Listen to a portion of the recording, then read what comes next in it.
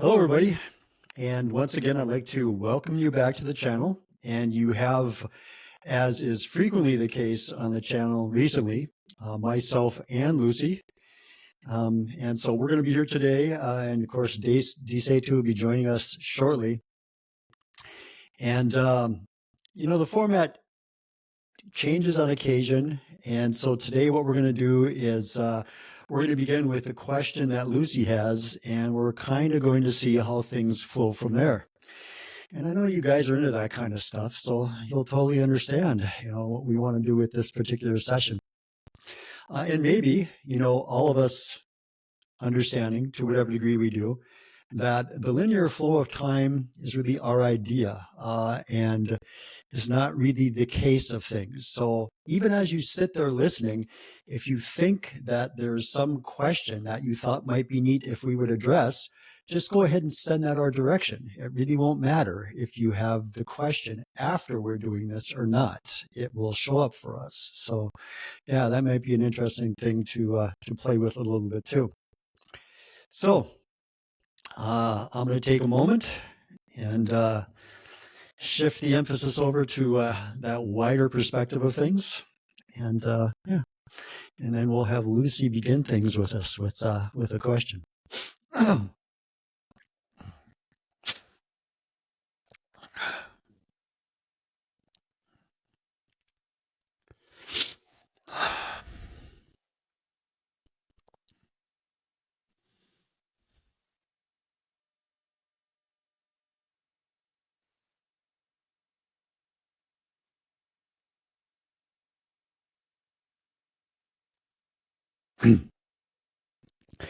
So we will begin, as we always do, by greeting all of you, hoping that your day, the moment that you find yourself at this time, is pleasant for you. And again, expressing how very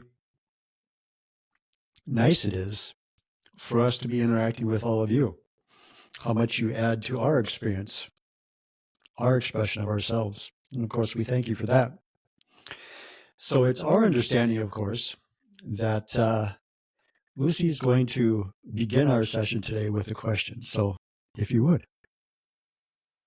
I heard you speak last Sunday in another forum, and I think I heard you say that cause and effect is not actually occurring quite the way we think it is from the human perspective. And I'm wondering if you could speak more to that, cause and effect or consequences. Absolutely. Thank you. So there's a metaphor that we've utilized, as well as a few others, that is helpful in this regard. And that is the idea of what's called a film strip. And so if you go to a movie theater and you sit down in that movie, still largely, what's going to occur in the projection booth is that there's this large reel of film, and it's moving through a camera. And this film strip is composed of frame after frame after frame after frame of a still picture. And the way that these frames are arranged as it moves in front of the projector, it seems like there is movement that's happening on the screen that's in front of you as the light goes through this film. Now, if you're the projectionist, let's say a number of hours before the movie is supposed to start, you could open up that can that holds that large film. And what you could see in front of you, of course, is all of those individual stills that make up this film strip.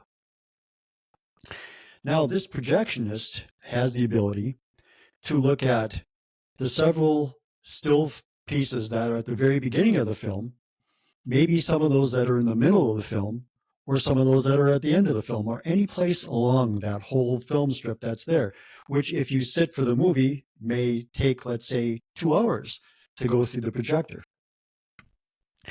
So what this talks about is all the various moments that are expressing themselves within what we might call a certain time frame in your life. So let's say that you're in your house and you have a desire to go down the street and to spend some time in a park that's down the street. It's a nice day outside and you want to go and sit on a bench and listen to the birds. Maybe there's a stream that runs there. You'd like to hear the stream, whatever it might happen to be. And so to you, there's a progression of moments that happens, right? You have this idea. You stand up from your chair if you were sitting down. You might go to a closet and pull out a light jacket if maybe there's a little bit of a cool breeze out there, or maybe you don't need one. You'll go to your front door, you'll open the door, you reach for the door handle, open the door, you'll walk through the door onto your porch or out into your hallway if you're in an apartment building, whatever it might happen to be. You'll walk to your outside, you will turn in the direction of the park, you'll walk down the street, you'll pass all these various things. You may have traffic that may pass you, people that may pass you, you may engage yourself in conversation with those individuals, and then your park shows up. You walk into your park and you find your bench. So there's been this progression of moments that have occurred. Now, this is like our film strip, in that you have this idea, and imagination, the mechanism of imagination, is in play here as well. Because what you're going to do, and something that many people don't even realize they're doing, is in the moment that you decide you're going to go to the park, your imagination pops in immediately. And it creates the scenario that's about to happen for you. Your imagination, in effect, is the chooser of moments in your reality. It builds your reality for you. What it does is it, in effect, searches through the huge bank of many, many, many film strips that you have access to. We'll just put it like that. Many, many stills that you have access to. And it pulls from those and it brings those into your awareness. We'll say in terms of linear time, one at a time, in a way that makes sense within the sequence of time that you seem to experience. And so in your physical reality, you've gone through this experience of leaving your home, walking down your street, and entering your park. And so there was this thought, and then there were all these events that led to this outcome that you had. Now, what you're actually doing is you're creating your experience, we'll say moment by moment by moment. When you do that, utilize the idea of time that is part of your physical reality. You have an idea of a before, a during, and an after, a flow of this thing called time, a flow of your moments. But all of your moments are available to you constantly, consistently. If you could allow yourself enough flexibility, you could have the idea that I would like to go to the park, and in the very next moment, find yourself halfway to the park, not heading toward the door, not heading toward the closet, but halfway to the park on the street in the very next moment. Or you could find yourself in the park at the very next moment. Now, because you are very used to a progression of moments that moves very much intertwined with the idea of time that you utilize within this dimension, and because you are very familiar with that, you believe in it very, very strongly. If you do something like that with yourself, it is an experience that can be very psychologically and emotionally challenging for you, because you will ask yourself, how did that just happen? You believe that you are losing your grasp on your ability to focus in what you may term reality, because that's not reality for you. Reality for you is that things move step by step by step by step toward some particular event. But you are surrounded by the infinity of moments all the time. We've talked on occasion of this period of movement that all of you are within right now that you call your shift, this transition period. Within this period, as you progress, quote unquote, in this period, you will become increasingly familiar with the flexibility that you have to use your moments and your time. This occurs in another way. On your planet presently, individuals around your planet, archaeologists and other people who are explorers that like to explore in that way, are finding many, many, many sites, typically, but other things that they have not been familiar with previously. And some of these they find in the ground. Some of these they find in other places. Sometimes an individual will stumble across an animal someplace that for a long time you've held to be extinct. And all of a sudden this animal has reappeared in some forest or some jungle or something like that. What you do in these instances is that when you are ready for the way that your reality around you shows up to be more flexible than what it has been, when you are ready to begin to look at information that is a little bit outside or sometimes a lot outside of what you have done before, you will create these events for yourself, like things that are underneath your pyramids, things that are underneath your sphinx, civilizations that you're finding in jungles that are immense, that you couldn't find until your technology from space allowed you to be able to see these things. But you do these things purposely for yourself. You utilize these ideas of technology and the ideas of things being buried within the ground for long, quote unquote, periods of time. But what you're doing is you're actually creating those things in that moment. You are creating them in consciousness, through consciousness, with consciousness and energy in that moment. They are there at that time. You believe, because of your ideas of time, your ideas of how the earth is, your ideas of how things happen on your planet, your ideas of how things are buried, that those things have been there for long, long, long periods of time, and now you've discovered them. But that is not actually the case. You create them when you're ready to know that they're there. You create them when you're ready to discover the information that they have for you. That's when you create them there. It's not that they've sat there for long periods of time. That makes sense to you because of the way that you believe that time flows. But that's not actually what you're doing. And so we'll pause here to see if you would like us to expand on any of these places, or if you'd like to bring this in a different direction. Well, would it be fair to say that there is cause and effect, but it's instantaneous, or it's available to us to be instantaneous? Cause and effect, in the way that we believe most of you interpret it, means that if I do this, this will occur. But that's only because that's the way that you believe things happen. If I have a glass of water, a thin glass of water, and I drop it from here, and I have a cement floor, that should mean that it hits the floor and breaks. If I open my hand and that glass of water remains in the air, it's not going anyplace.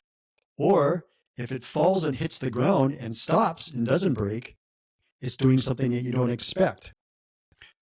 You could have somebody standing next to me and they could reach out and grab it fast before it grabs, and you go, oh, they saved it from breaking. But there are many things, because you believe that things happen in certain ways. But everything is potential. And so anything, if you allow it, can happen. So there actually isn't one thing that then has to show us up as something else. You have total freedom as the you of you to insert anything in the next moment. It doesn't matter what it is. But you have ideas that you follow. You have concepts and beliefs about how things flow within your reality. And of course, none of this is wrong. It's all part of your reality. It's a very valid exploration of your reality.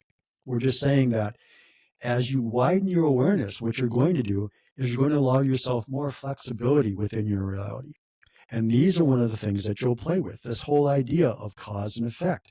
You understand that it doesn't need to flow in a particular way. You can insert whatever you would like to insert any place within the process that you would like to, and you will begin to do those types of things. Wonderful. Thank you. I get it. You're very welcome. Is there a topic that you were excited to discuss today? One of the things that, in alignment with the things that we have been talking about, is the idea of the flexibility of your consciousness. Many times, even as you explore individuals that are out there exploring these types of things, even as you explore these and have explored them for a long time, sometimes there are ideas that you hold that are so common to you that you look right past them when you're looking to expand the way that you look at your reality. And again, this is not that there's anything wrong with that. It's just that you have expressed yourself within those ideas in terms of time for a certain period of time. You're quite used to them. One of the things that we expressed in another sharing that we did was the idea of language and how you utilize language.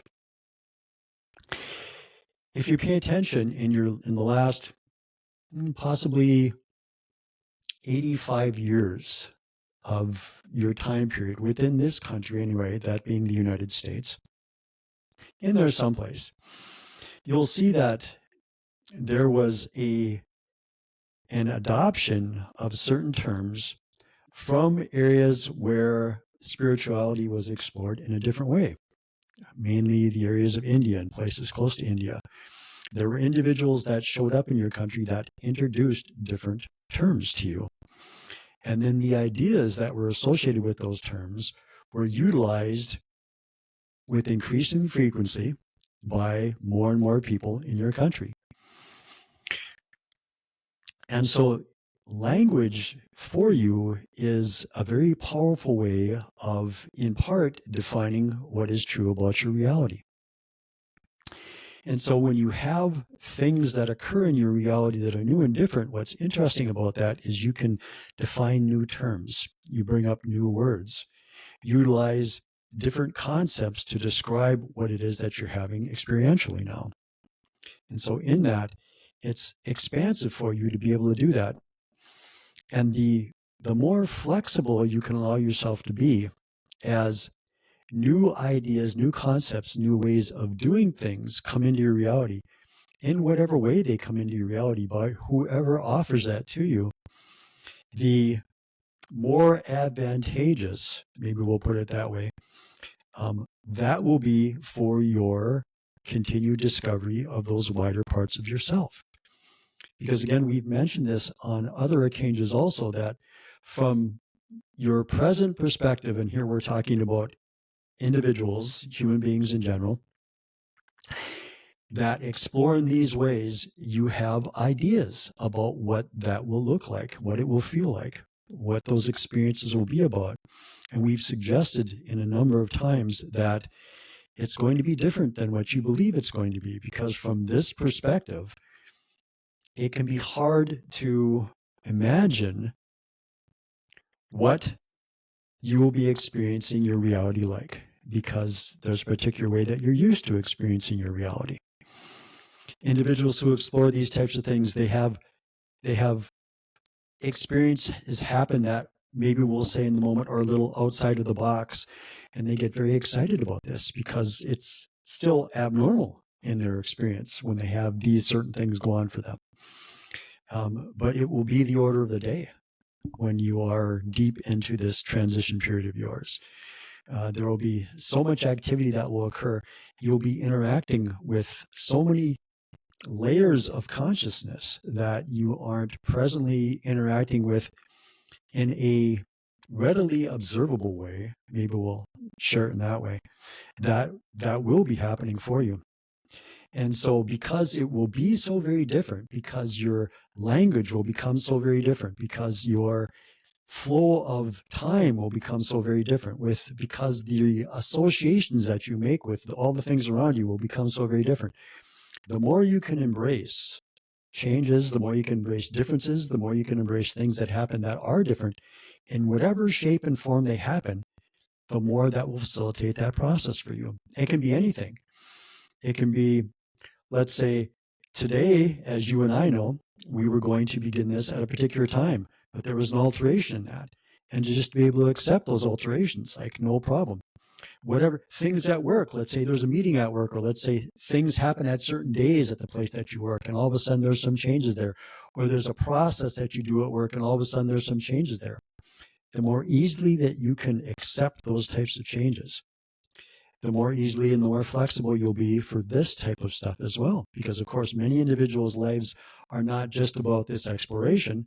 They have other parts of their life that they're involving themselves with. And sometimes they have a tendency to sequester themselves. There's my exploration of the wider me, and then there's the other parts of my life. But the inner you doesn't see those demarcations. It's going to spread out this widening of your awareness into all aspects of your lives. So as things are happening with people's lives in the various areas that they're happening with them, to be flexible in all places in their lives will serve them greatly in this regard. So, with the recognition that at one level words are confining because they're like crystallizations of beliefs, that said, what are words and concepts that you feel are helpful for people to keep opening to so many other possibilities that we cannot even imagine now?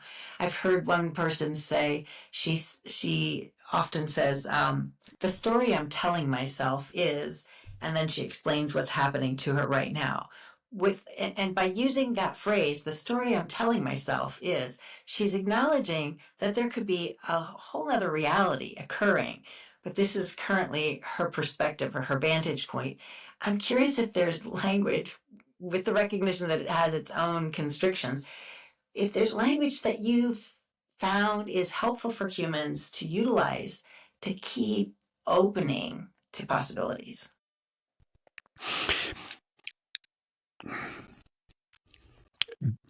Two approaches, perhaps.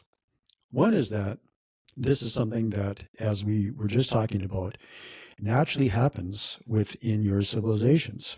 As you insert changes into your experiences, you have to come up with ways to express those changes to other individuals. You have to come up with words to express the experience you had.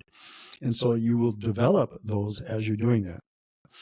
What your friend is doing is, through an understanding of the fluid nature of consciousness, some of the ways that consciousness is creating this experience, they've utilized that and utilized those ideas within language to remind themselves that reality isn't cut and dried.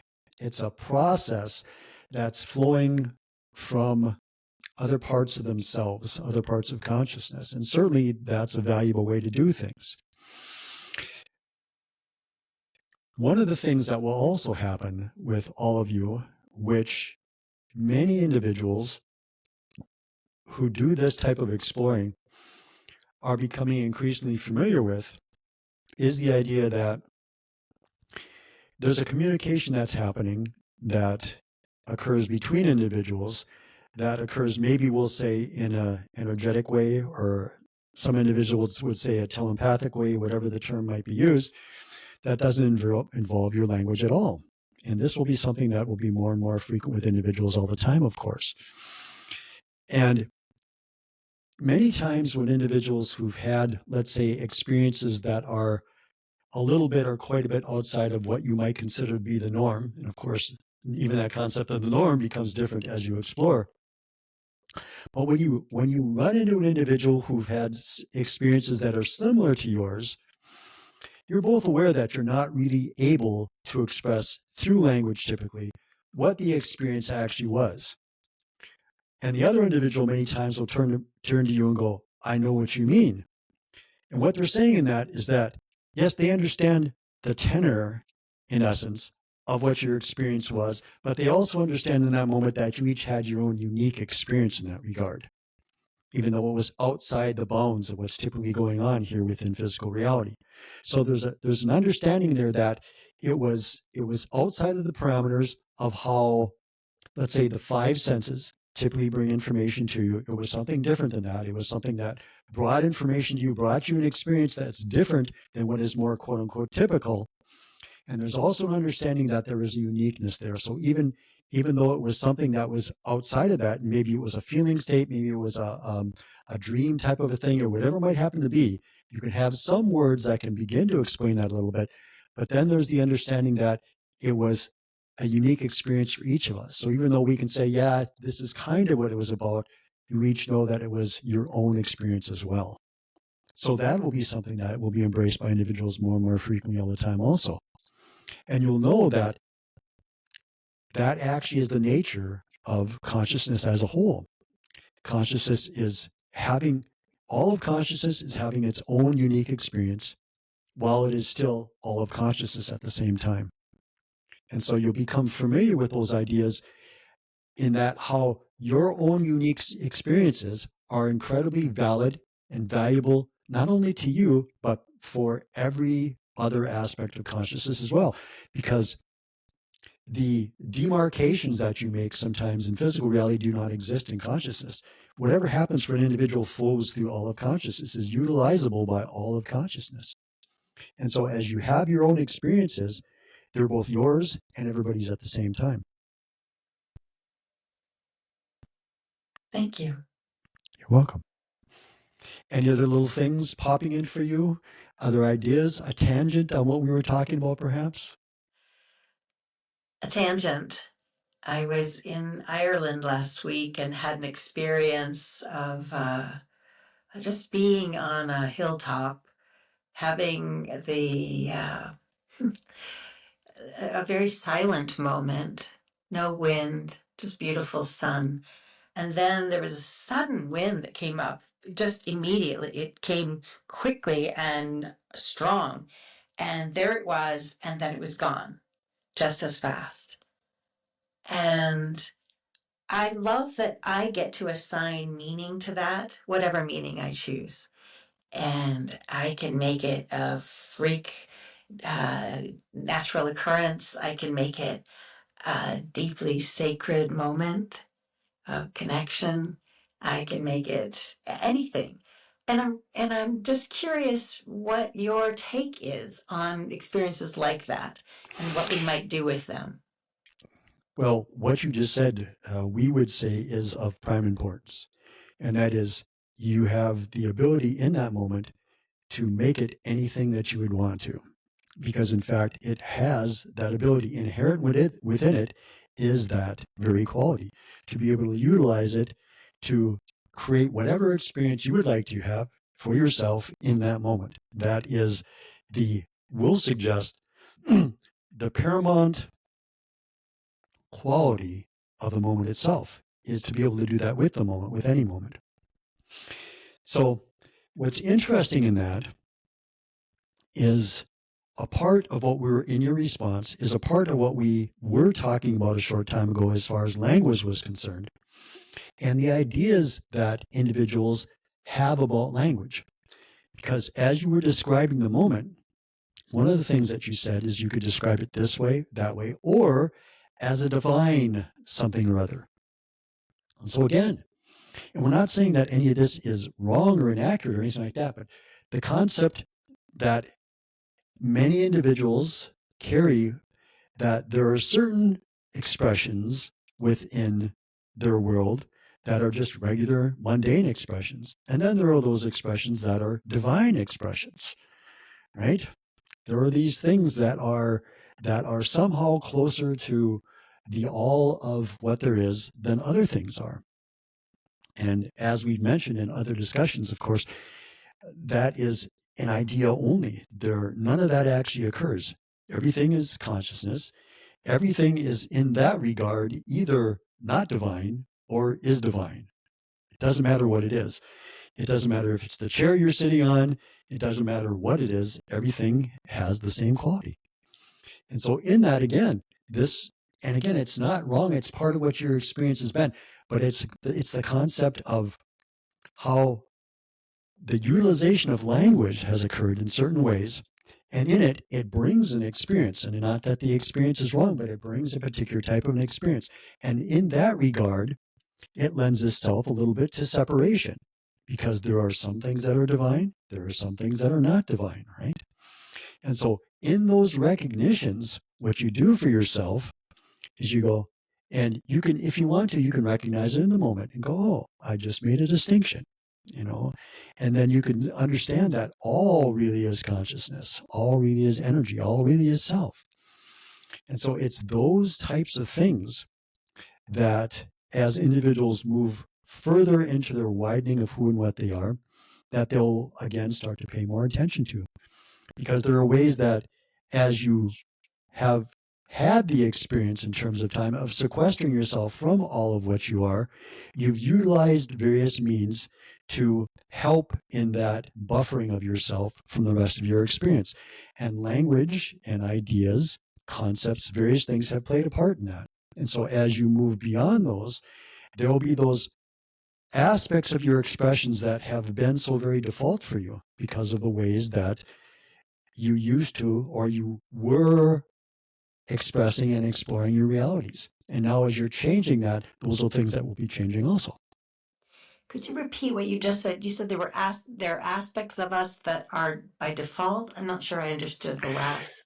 Well, you use them so frequently. You use them so much as a part of how you saw your reality. So in your we'll just say in your 1920s, in your 1930s, in your 1940s, 50s, 60s, 70s, 80s, 90s, there were language and ideas that when you mentioned it to somebody, they knew exactly what you meant, right? There were these concepts that, yeah, that's just the way that it is, right? And it was the way that things went, right? And so there were ideas that you had that were like that, and there were language structures that went along with that as well.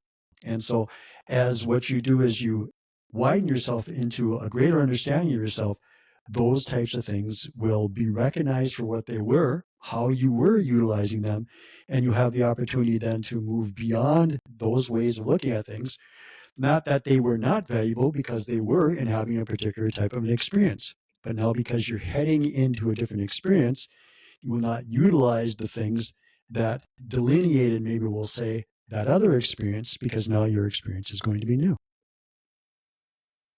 We're moving toward a wordless state of awe.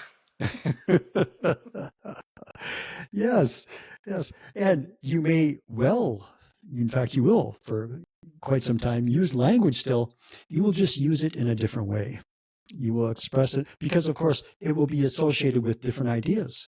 It will be associated with different experiences because your language, by and large, expresses your experiences, right?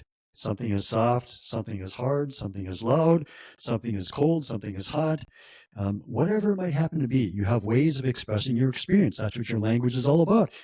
If you didn't need to express your experience to somebody else, you would not need language. Your language is there to express your experience to somebody else, even if your language is set to music in songs, correct? Now, many times there is no language in the music. That's a different subject matter, of course. But yes, and so there's so many things that you will change about many of the things that you use, many of the things that you are so used to using in particular ways. You will use them in very different ways. Sometimes you will discontinue using them because they will no longer fit what it is that you're doing with yourselves at that point in time. So when you're talking about a quote future time, you didn't use those words, but you're talking about something that is on our current thinking of time ahead of us. Yes. I can't help but go to that human place of how long are we talking? What is that? Yes. A year. I mean, you don't And have to again, respond to that if you don't want to.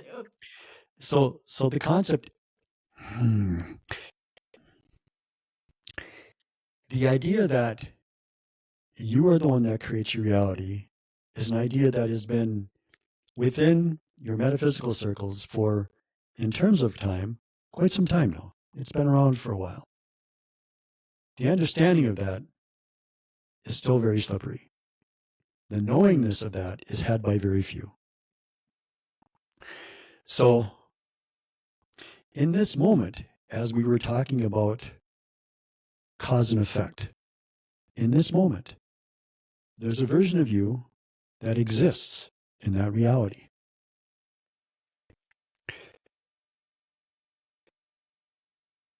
You could walk out your door today, and as you exited your home, you could find yourself within that reality, in the reality that was totally different.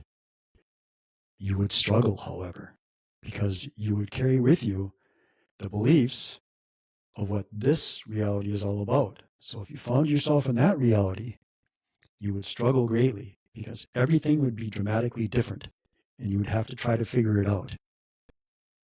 So it really is up to each unique individual, because depending on the individual, depending on the circumstances, because some individuals will express themselves physically, shall we say, within those, we'll call it now in terms of time, within those time periods. Some people will choose not to do that. Some people will choose not to explore that. But if they're exploring that, because this idea of process is a valid exploration within your reality, each individual will explore and utilize their own process as they do that. Within that, and individuals are already experiencing this, you know that time moves at very different rates. Your months seem to pass by much more quickly than what they once did for many, many, many individuals. This is dependent on what the individual is doing as well as what the collective is doing. You may find yourself as an individual moving very rapidly through the beliefs that you've utilized in your experiences historically, we'll say, and find yourself experiencing other individuals who are in the same place and still realizing that you have another reality, maybe we'll say around you on the periphery.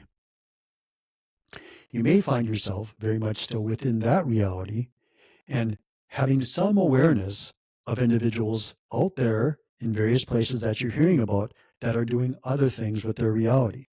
There's going to be many permutations of that. Not everybody is going to experience their reality shifting at what you would call the same rate. Individuals are going to have the unique experiences. Within the experience, it'll seem to them as if a segment of the whole has moved to have the same experience. What you've done, however, is in line with our film strip idea. You've chosen to bring a different moment into your reality where that is occurring for you. Within the backdrop of things happening around you that are yet a little bit associated with the way things in terms of time were being done.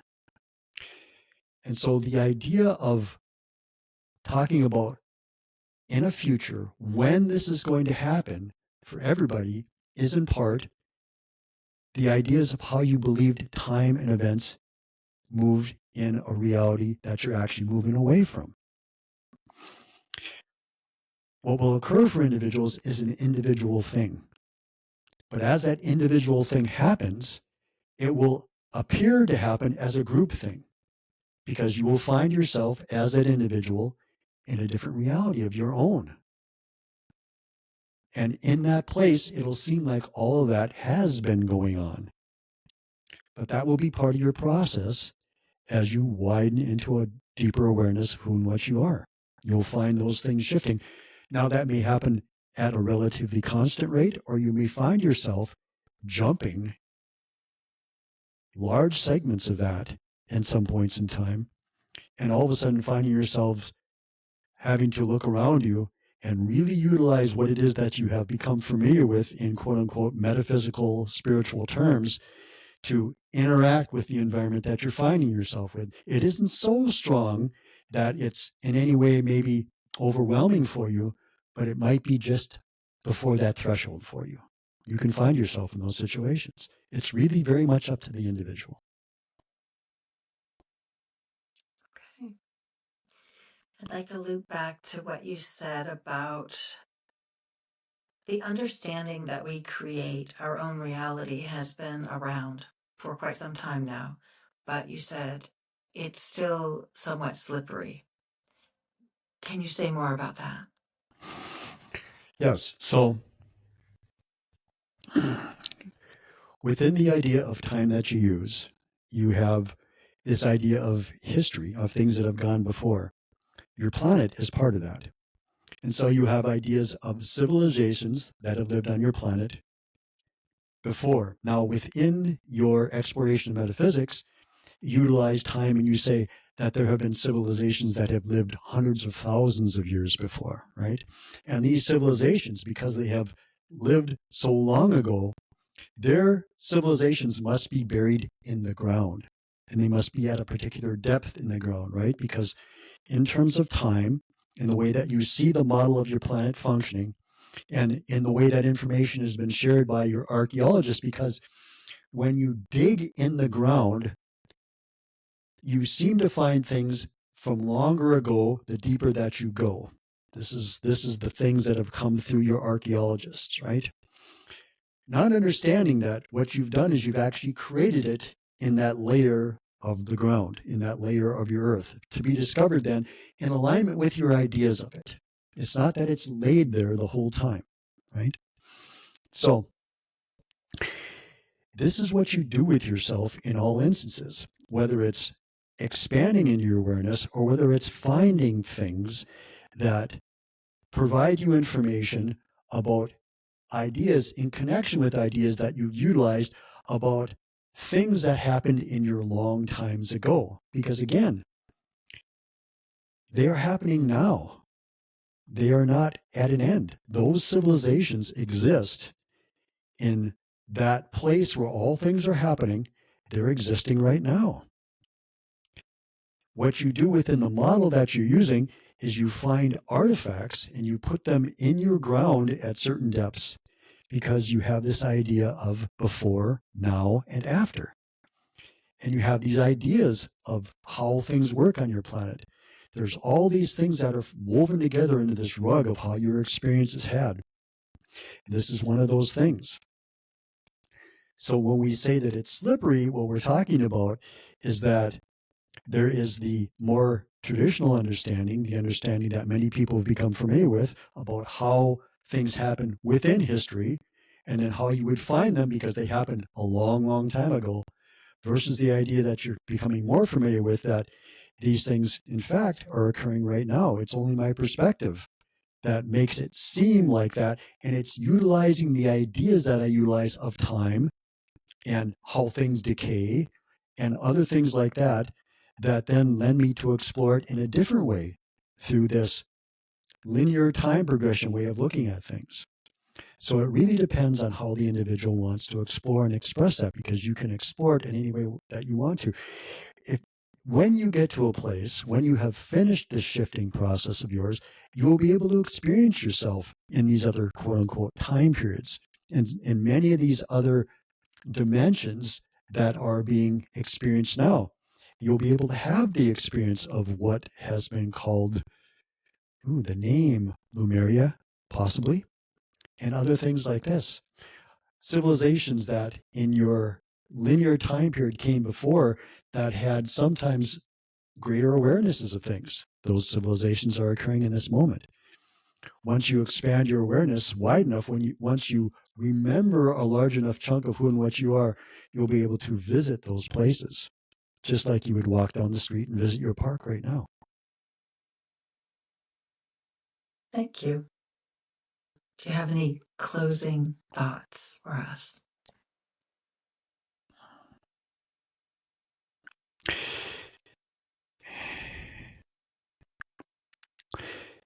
Various individuals, and ourself as well on occasion, will remind you that not only are you this expression of you, not only are you the oversoul, the essence, the entity, whatever term you would like to use, but you are also all that is.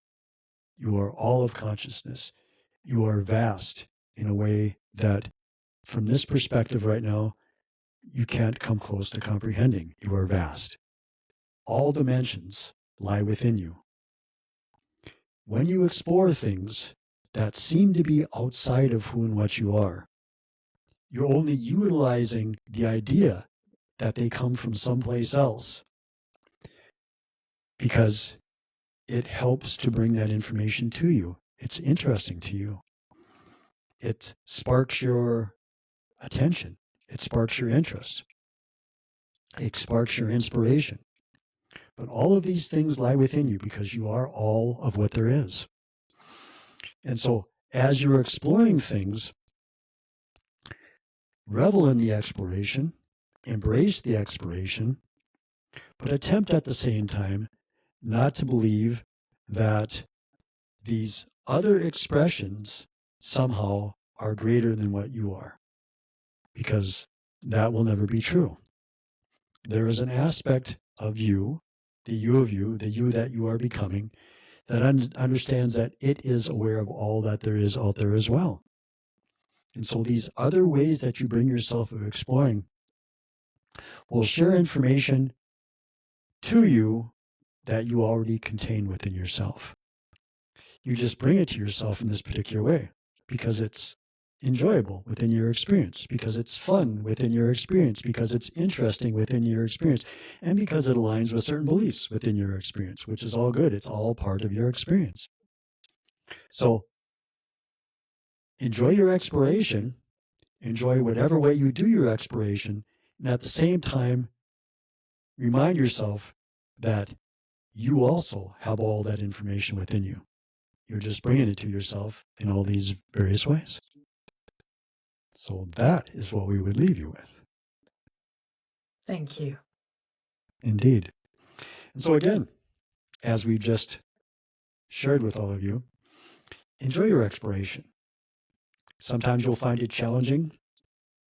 One of the things that will remind you is that in your challenging periods, remind you that the inner you brings that challenge to allow you an opportunity, to allow you an opportunity to look at things differently, to allow you an opportunity to bring something different into your experience, to allow you an opportunity to widen your experience. It's all about opportunities. So if you can understand that your challenging times are opportunities, and to open up to what information is available to you in that moment, and the greater you can see it as an opportunity, the more facilitative you'll be to be able to do that. It will really help your exploration out a lot. It'll be quite helpful and useful for you. So we hope that your day is great. We hope that your week is fantastic and that your exploration continues to be fun and inspiring for you. Take care.